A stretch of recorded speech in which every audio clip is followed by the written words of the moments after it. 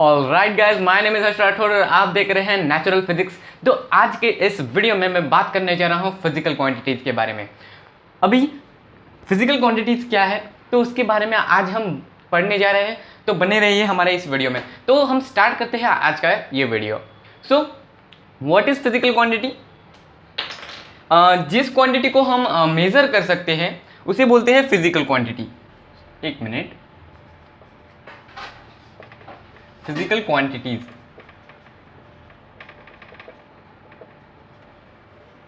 Physical quantities उस quantity को बोलते हैं जिस क्वांटिटी को हम मेजर कर सकते हैं। ऑल मेजरेबल क्वांटिटी, जिस क्वांटिटी को हम मेजर करेंगे उसे फिजिकल क्वांटिटी कहा जाएगा। फिजिकल क्वांटिटीज की मेनली टू ब्रांचेस है। अगर आप हायर क्लास में हो 10th 11th या 12th में, तो आपको वहाँ पर 3 ब्रांचेस मिलेंगे। ठीक है, तो हमें बेसिकली आज कितने पढ़ने हैं? 2। हम लोअर क्लासेस की बात कर रहे हैं अभी 8, 9, 10 के बारे में। तो हमारे लिए सिर्फ 2 टाइप्स हैं। कौन से हैं 2 टाइप? कौन से क्या आपको पता है? Scalar and vector quantity. This are the both quantities which we have to study now. एक है स्केलर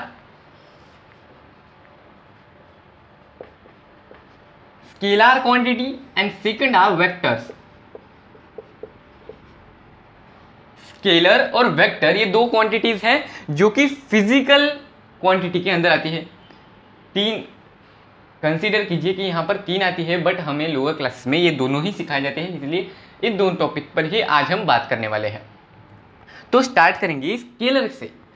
स्केलर हमारे फर्स्ट हो गई और वेक्टर हमारा सेकंड हो गया। वेक्टर बहुत काम की चीज़ है। वेक्टर क्वांटिटी के ऊपर 11th में एक स्पेशल पूरा एक चैप्टर है, इसलिए वेक्टर के ऊपर एक नया वीडियो भी डालेंगे हम। तो स्केलर जो है ना, तो वो एक ऐसी क्वांटिटी को बताया जाता है, उसे ऐसी क्वांटिटी को रिप्रेजेंट किया जाता है जिसके अंदर सिर्फ क्या होगा? मैग्नीट्यूड होगा। It have only magnitude. Alright, तो मैग्नीट्यूड का मतलब क्या है? उस किसी भी चीज़ की स्पेशलिटी। अब देखिए, अगर मैंने बोला कि मैंने इस बोर्ड पर एक पंच मारा जो कि था 100 जूल, तो उसमें जो 100 जूल है वो क्या है? एक स्पेशलिटी है। क्या है? एक स्पेशलिटी है। मैंने कुछ वर्क किया, वर्क क्या है? एक स्पेशलिटी है, एक फोर्स है, तो वो स्केलर क्वांटिटी में आएगा। मैंने क्या किया? एक फोर्स लगाया, मैंने क्या किया? एक वर्क किया 30 जूल या 100 जूल का, मतलब उसमें 30 जूल या 100 जूल जो है वो क्या हुआ? उसका मैग्नीट्यूड। तो इसके अंदर क्या होता है? सिर्फ हमें मैग्नीट्यूड का पता चलता है किसी भी सब्सटेंस का। बट एक है कि but it not have direction. इसमें एक फॉल्ट है कि इसके अंदर डायरेक्शन का पता नहीं चलता। अगर हम बात करें, कोई भी एक यूनिट ले लो, जैसे कि हमारे पास एग्जांपल भी है स्केलर के अंदर, मास।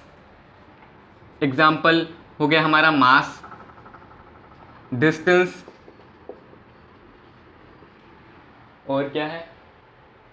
Speed, density.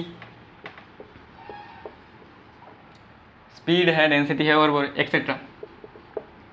तो ये क्या है? ये भी यूनिट्स है। क्या है? यूनिट्स है। तो इस यूनिट को ये क्वांटिटी रिप्रेजेंट करती है। तो ये मास क्या है? एक स्केलर क्वांटिटी है। कैसे मास स्केलर क्वांटिटी? कैसे?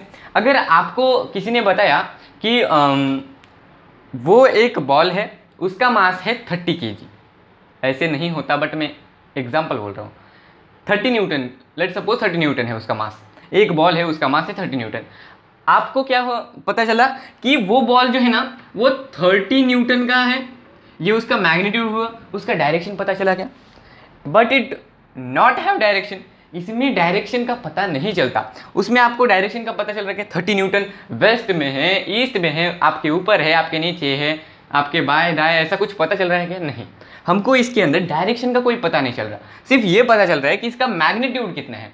बॉल का मैग्नीट्यूड है 30 न्यूटन, इतना पता चल रहा है हमको। ठीक है, मतलब इसके अंदर हमें सिर्फ डायरेक्शन का पता नहीं चलता, हमें मैग्नीट्यूड का पता ऑलरेडी रहता है। अगर हम बात करें डिस्टेंस की, तो हम डिस्टेंस की बात करें तो कैसे होगा, अगर हमारे पास ए पॉइंट है, दूसरा पॉइंट है बी एंड तीसरा पॉइंट है हमारा सी, तो हमने क्या बोला कि मुझे ए से सी जाना है, तो ए से पहले बी गया फिर सी गया, ऐसे हो सकता है। मतलब मुझे ए से सी जाना है और हमारा क्या है, ये डिस्टेंस है, तो ये पहले ए से बी गया रास्ता, फिर बी से सी गया, तो ये क्या है, हमारा डिस्टेंस हो गया। ठीक है, तो इसमें हमको क्या पता चल रहा है, डिस्टेंस है ना, हाँ सॉरी एक सेकेंड, अगर हमें डिस्टेंस का पता चल रहा है कौन सी क्वांटिटी, स्केलार, तो स्केलार के अंदर हमें डिस्टेंस का पता चल रहा है। लेट सपोज अगर मैंने बोला कि हमारे घर से मुंबई 400 किलोमीटर की दूरी पर है, 400 किलोमीटर का डिस्टेंस है हमारे घर और मुंबई के बीच में, तो हमने ये बोला क्या इसके अंदर, इस सेंटेंस के अंदर मैंने ऐसा बोला क्या कि ईस्ट में है, वेस्ट में है, आगे पीछे कहीं पर है, मैंने सिर्फ इतना बोला कि हमारे घर से मुंबई की दूरी 400 किलोमीटर है, जो कि मैंने क्या बोला, मैग्नीट्यूड बोला उसका। 400 किलोमीटर क्या हुआ, डिस्टेंस हुआ, और 400 किलोमीटर क्या है, एक मैग्नीट्यूड, डिस्टेंस क्या है, एक मैग्नीट्यूड है। हमें डायरेक्शन का पता नहीं चला, इसीलिए वो एक स्केलर क्वांटिटी है। स्पीड की बात करें तो मैंने 30 किलोमीटर पर आवर से मेरी साइकिल चलाई, तो 30 किलोमीटर पर आवर ये क्या हुआ, एक मैग्नीट्यूड हुआ, पर मैंने ये बताया कि वो कौन से डायरेक्शन में चलाई, नहीं।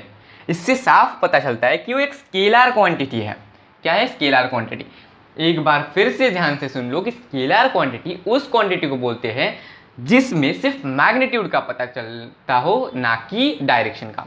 ठीक है, ये तो हो गया हमारा स्केलर। अब वेक्टर क्या है, वेक्टर एक ऐसी क्वांटिटी है जिसके अंदर मैग्नीट्यूड और डायरेक्शन दोनों का पता चलता है। It have both direction and magnitude. इसके पास डायरेक्शन और मैग्नीट्यूड दोनों होते हैं। अगर हम इसके एग्जाम्पल की बात करें तो इसके एग्जाम्पल भी बहुत सारे हैं, पर 2-3 देखेंगे। डिस्प्लेसमेंट, फोर्स, वेलोसिटी, ये इसके एग्जाम्पल हो गए। कैसे, अभी देखिए हमने क्या बोला था, डिस्टेंस जो है ना, हमने कितना पाथ कवर किया उसको बोलते हैं डिस्टेंस। मतलब हमने ए बी सी, हम पहले क्या कहे, पहले ए पर रुके, मतलब ए से हम चले, फिर बी गए, फिर बी से सी गए। मतलब डिस्टेंस को बोलते हैं कि जितना पाथ हमने कवर किया उसको बोलते हैं डिस्टेंस। और डिस्प्लेसमेंट क्या है, the shortest distance, the shortest path between initial and final position. मतलब हमने कहाँ से पहले ट्रैवल किया, अगर डिस्टेंस की बात करें तो हम ए से बी गए, फिर बी से सी गए।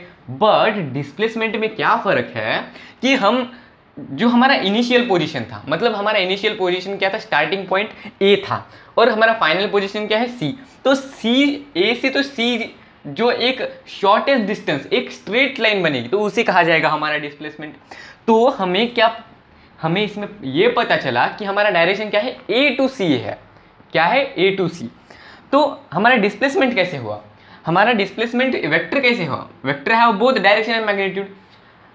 हमें मैग्नीट्यूड पता है कैसे, अगर हमने बोला कि हमने जो डिस्प्लेसमेंट हुई ना हमारी, तो वो थी लगभग 40 किलोमीटर पर आवर की। तो 40 किलोमीटर पर आवर जो था ना हमारा, 40 किलोमीटर पर आवर का जो था ना, वो हमारा मैग्नीट्यूड था। और हमारा डायरेक्शन क्या था, हमारा डायरेक्शन था ईस्ट टू वेस्ट या ए टू सी, हमारा एक डायरेक्शन था। अगर मैंने ऐसा बोला कि अगर ये फोर्स है तो फोर्स भी वेक्टर क्वांटिटी कैसे है, अगर मैंने ऐसा बोला कि फोर्स, तो मैंने इस वाइट बोर्ड पर